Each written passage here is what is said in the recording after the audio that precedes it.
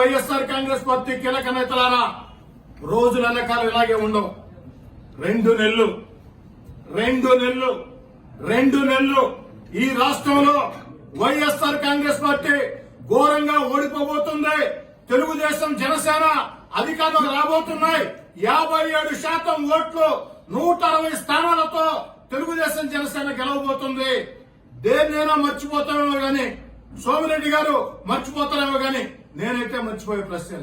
నిన్నటి రోజున సోమిరెడ్డి గారి పట్ల వ్యవహరించిన వ్యవహార శైలి ఆ కీలక నేతలకి, ఆ ఇద్దరు పోలీసు అధికారులకి ఎలాంటి గుణపాఠం చెప్తామో, మీకు ఇచ్చే రిటర్న్ గిఫ్ట్ ఎంత ఘాటుగా ఉంటుందో. ఎన్నికలు పూర్తయినటువంటి 24